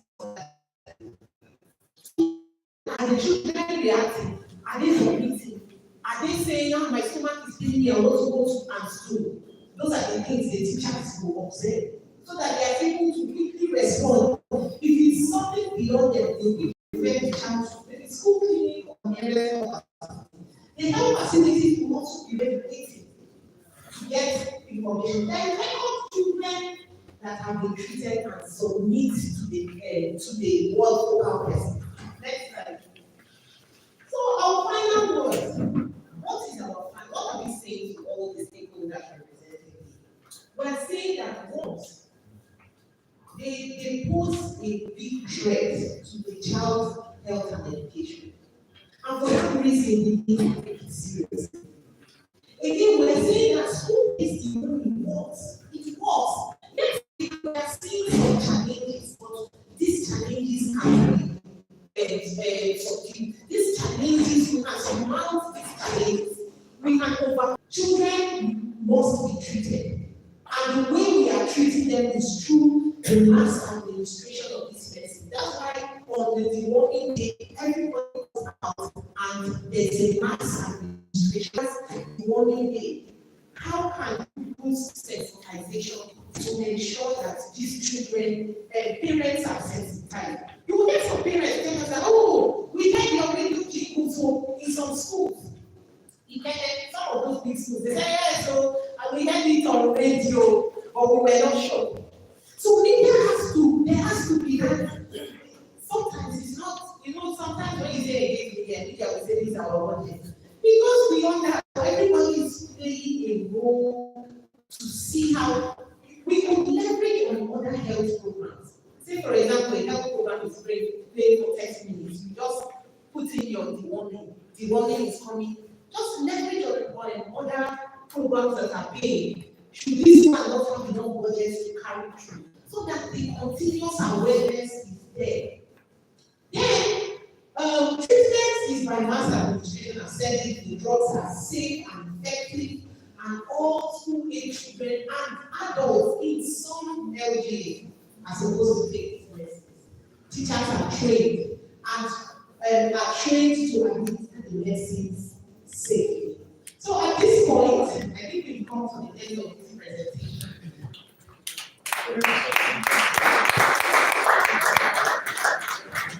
Thank you very much for that wonderful presentation. Thank you so much. Another round of applause for that. Yes. I told us the other time that we have 2 presentations. We are taking this now, remaining the last one. And if you look at our schedule on our agenda, this program is planned to end by 11:30 or at most 12. And if you look at our time now, it's to 1. By the special grace of God, we want to end everything by 1. Ọlọ́run á ràn wá lọ́wọ́. So all the comments, take it after the second presentation. Just note your comments. But in the meanwhile, I want to welcome some of our stakeholders that came in during the first presentation. The first person that will recognize is Prince Deji Dosunmu, the chairman of West Senatorial Thank you, sir. You're welcome, sir. Ẹ ṣe mọ́jọ́ sá, ẹ kú ìtọ́jú wa. Ọkọ̀ àlejò wa ló ń lé sùn, adé kókó níjọba. Thank you so much, sir. Alhaji Akeruberu Amis, you are so happy. Absolutely, thank you so much. In absentia, Elizabeth and Aldo, our lead partner from CBN, and we just welcome them. So thank you so much. Like I said, we start your comment for this presentation. After this, we take the 2 comments. Thank you. MMOH, Mr. Diwali. Update on Shisto and STH implementation in Nigeria.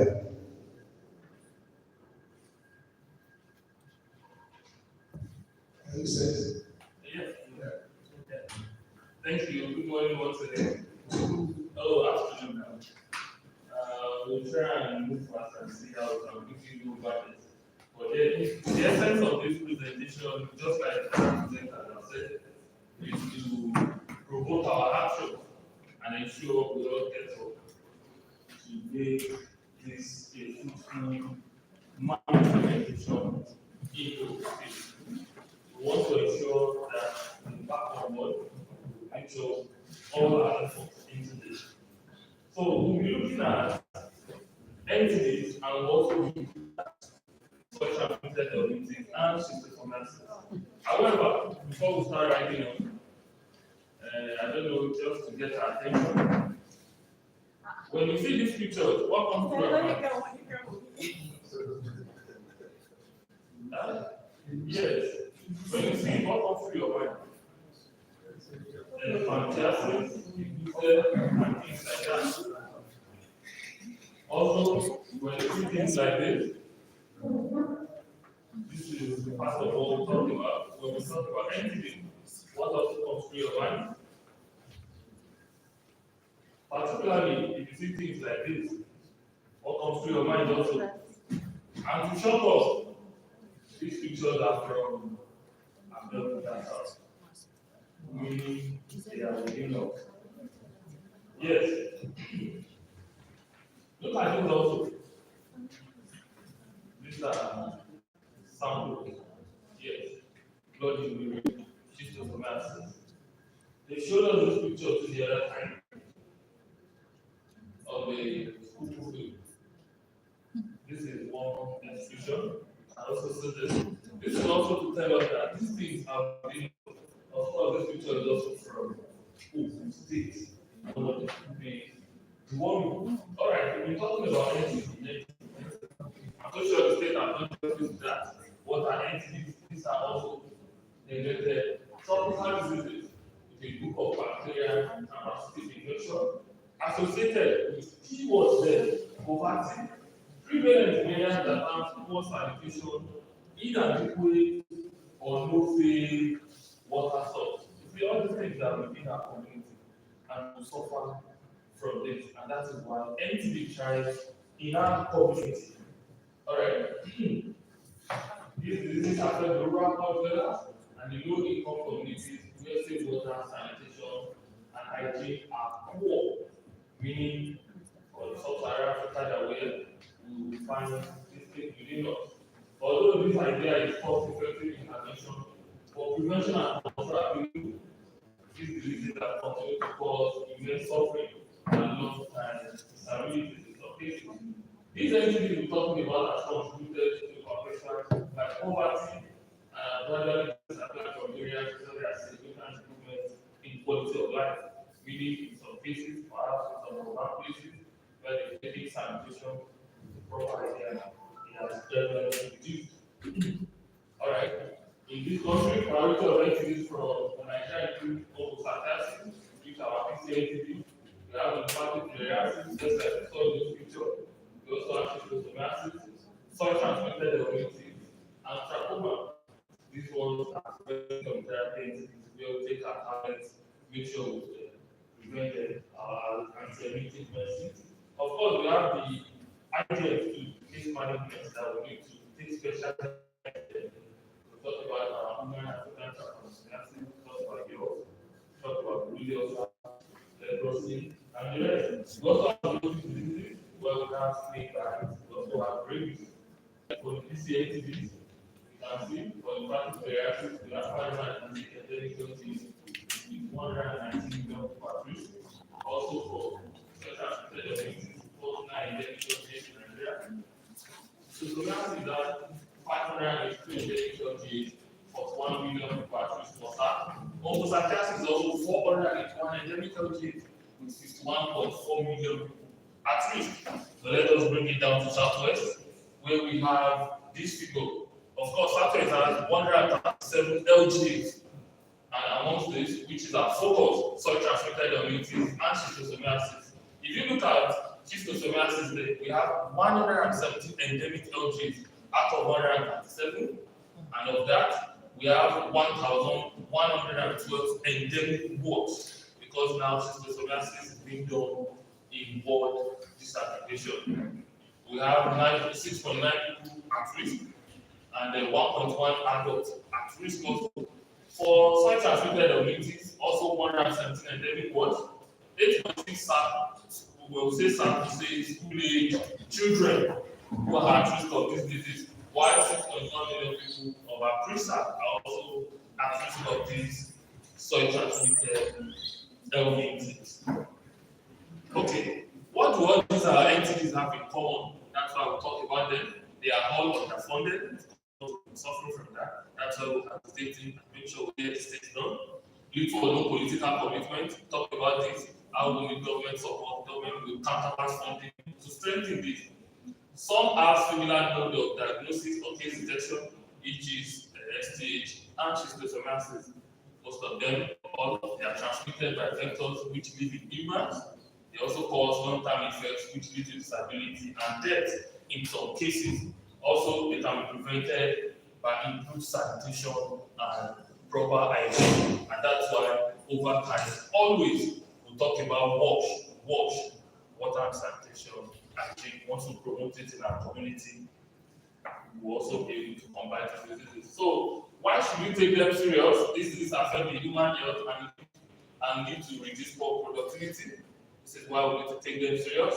These diseases, if untreated, will lead to disability, stigmatization, and death in some cases. High dropout rate, absenteeism, and poor performance in school are attributed to entities, particularly if a child is suffering from schistosomiasis or soil transmitted communities, you see he or she is suffering from academic performance. Schistosomiasis also can result in anemic condition. Some vectors that are associated with this entity transmission, black fly, of course, transmit onchocerciasis, which we also call amukuru. For lymphatic filariasis, all those who said hydroxyphobia, because they are mosquitoes, water snake for schistosomiasis, and intestinal worms for self-transmitted helminthes. Okay, these are also some symptoms that are associated with entities. In case of schistosomiasis, we see things like itching, leopard skin, blindness in some cases for onchocerciasis, elephantiasis, limbs, swelling limbs, scrotum, hydrosis, and breast, because affects the breast. Of course, in schistosomiasis, you see things like blood urination, where we say they will solve the other time. Then physical and cognitive growth retardation in children infected with soil transmitted helminthes. All these things are symptoms. Of course, we just see the endemicity of schistosomiasis in Southwest, in the state, Lagos, Ogun, which is our concern. It has total of 20 LGAs. All the 20 have been mapped. It was mapped in 2009. We have 14 LGAs that are endemic for soil transmitted helminthes. Then for schistosomiasis, we have 18 LGAs endemic for schistosomiasis. And number of wards, we have 231.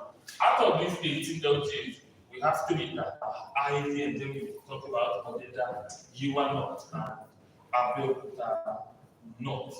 They are highly endemic, which is we need to focus on adults and the school children. And from that 231, 37 wards also are endemic for high endemicity. Of course, you can quickly see that here of number of people who are affected. For high endemicity, we see the school age children that are at risk, 194,893. And for adults, we have 361,938. In total, 556,831 persons are at risk of schistosomiasis in this high endemicity ward. Same goes to moderate and same goes for low. In the case of low, you can see 6 LGs and have 80 wards that are endemic for low, which is 567, compared to which we also have as high. For moderate, we have 622,415 in 9 LGs.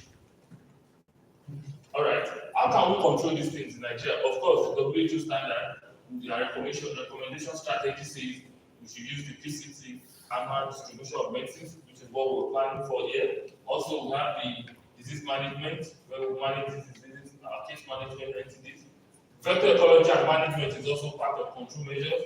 We have the zoonotic diseases, also WASH, you can see there, the integration of WASH with entities. It's also part of ways to control these diseases. Okay, we're so close to what we've been doing before, but then we've moved schistosomiasis down to what level? Disaggregation. Why are we doing that? It's just so basic. Now, schistosomiasis is for elimination in Nigeria, and the WHO has given us a new roadmap as to how to go about this. And it's part of the strategy to improve the integrated strategy where we have display control, environmental management, WASH, and one dot approach. Of course, we also want to treat all the people at risk. We want to have a simplified FDA, meaning no treatment holiday, while we make sure we treat as at when due, as at qualified. Then we also want to verify interaction using our diagnostic tools to make sure we are on track. Disaggregation of schistosomiasis mapping by WASH also, and migration from LGA to word level implementation. We have more focal approach.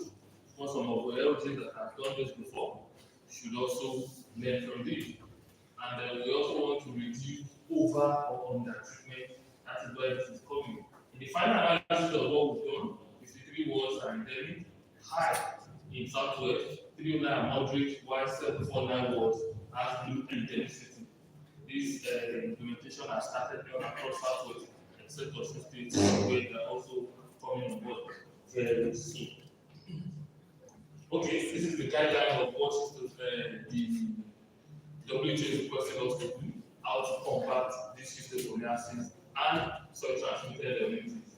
In cases where we have high risk, we are advised to treat all the school age children, both enrolled and non-enrolled. We also advised to treat all the adults considered to be at risk, meaning we will treat 28% of all our school age children and 52% of our adults, giving us 80% of the total population that we need to focus on there.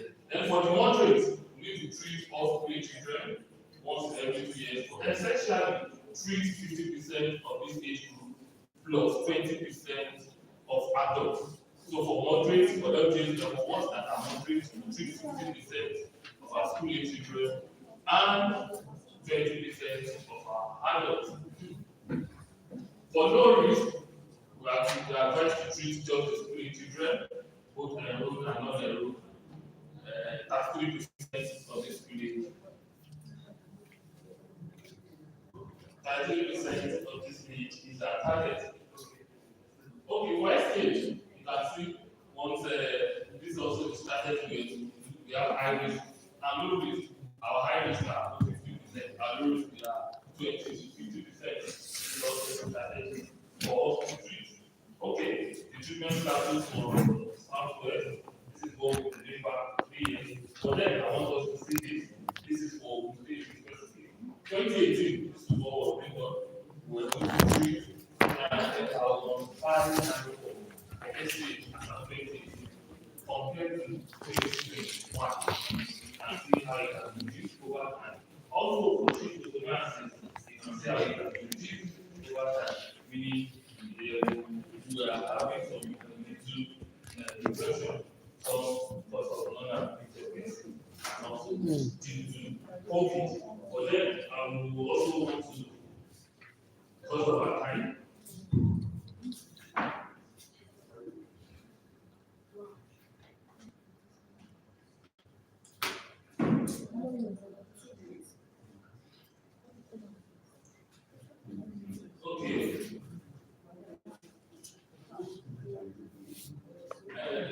is also some of our sources. You can see over time for Cisco Tomasi, all those red means have not been doing well, while you can see our green that we've been doing fine. Green in the green phase we score above the threshold, while the red will still in those LGs. So if you look at it from 2012 to 2021, you can see we've not been doing very fine. Same goes to estate also. And you can see the number of people that have conducted. Imagine a place like American who have conducted 5 effective MBA or not. I mean, who have conducted 5 MBA but not as effective, meaning they all in failing. This is why we want to organize and make sure we get all this.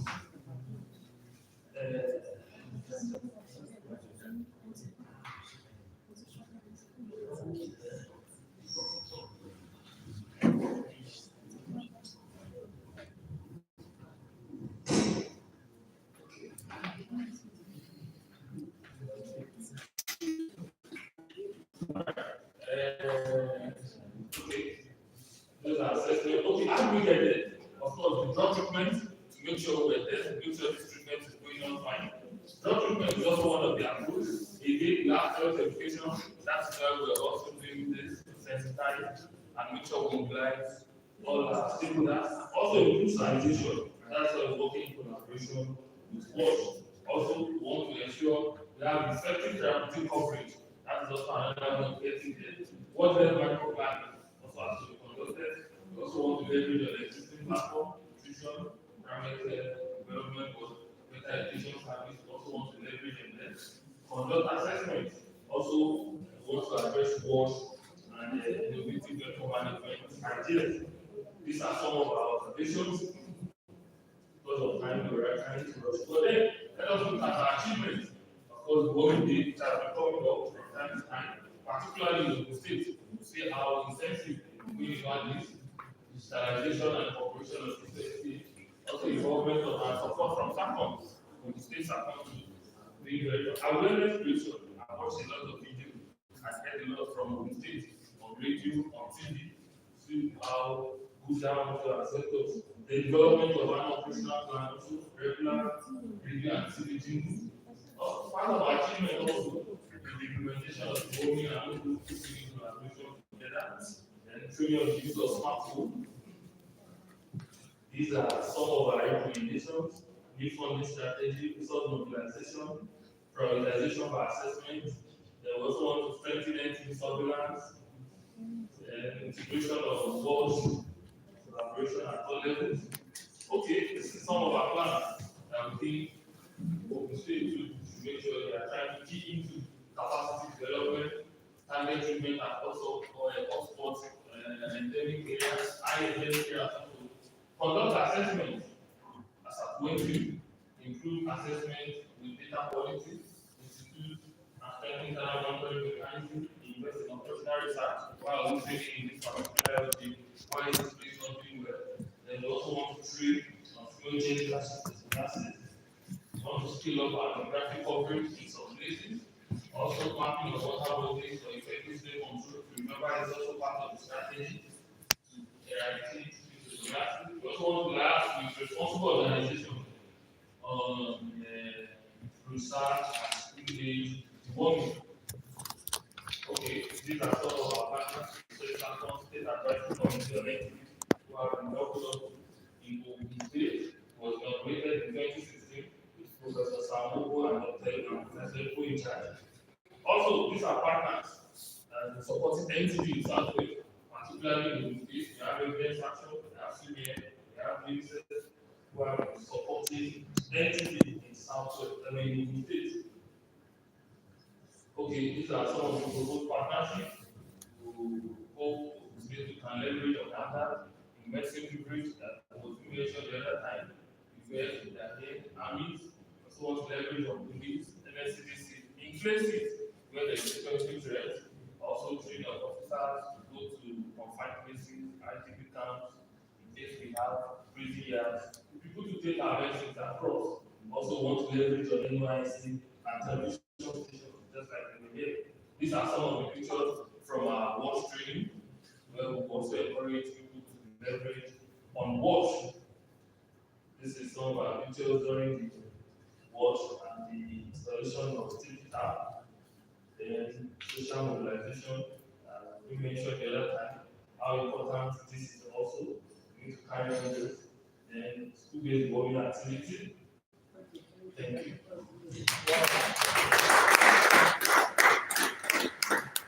Thank you so much, Mr. Adewale, for that presentation and for going with the time. Like I told you, we want to wrap up 1 p.m.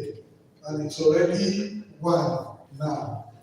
The last section that we're supposed to take now is our commitment. And we'll be listening carefully during the remarks, during the opening remarks.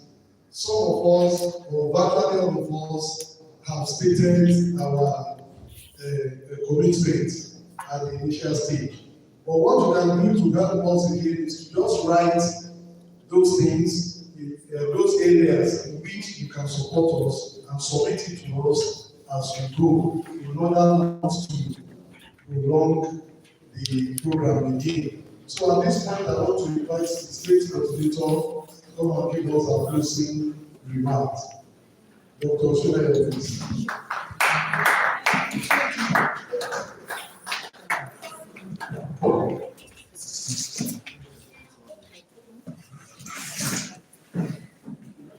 Thank you very much, sir. Thank you all for our kind attention. I'm sure that we now have a clear idea of what is expected of us. We have seen the pictures. Evidence action have tried to bring picture of the issues. My representative of national committee also has tried to tell us where exactly we are coming from, where we are, and where we hope to get to. It's not actually about the warming alone. The NTD control program oversees a lot of some other things that we are all potential stakeholders. So I want to implore that our commitments, what we can do, let's put it on paper so that we can harmonize and follow up with it. Then the other time I was talking about mobilization of teachers. Mrs. Yusuf, ma'am, is there a way that we can actually get teachers to come for their training, take their materials and do work? And the educational institutions will support that. Because the partners keep complaining that not too much for them. And we don't want a situation whereby we want to say, okay, we cannot go ahead with the warming again. How can we achieve that? Because in some states, some states have shown great support by adding some of this particular gap into their budgets and supporting. So everyone possibly and we can solve. But all in all, I want to appreciate each and every one of us for coming here. We appreciate you. We hope that by the time we roll out the activities in coming weeks, we all will be a good ambassador of the program. Thank you all once again for coming.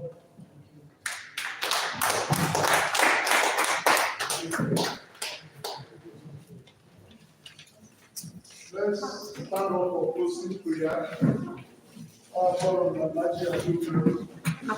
Observation, sir. Before the closing prayer, people that will just come here, this is very, very easy.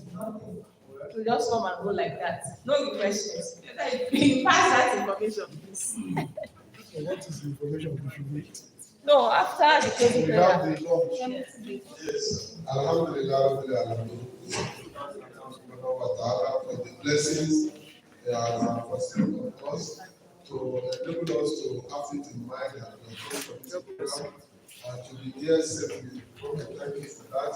We want to also commit each and every one of us into this care as we get there, program conference destination in peace and pieces.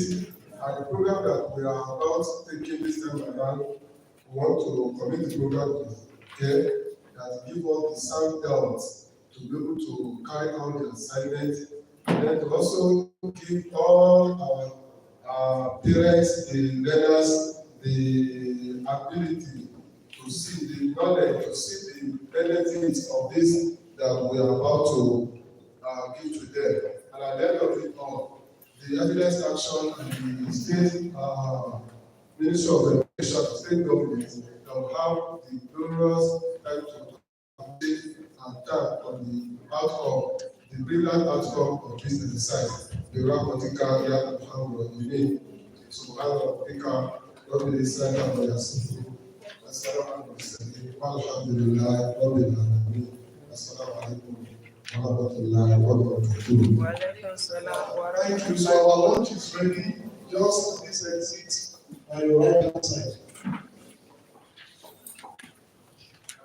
Thank you.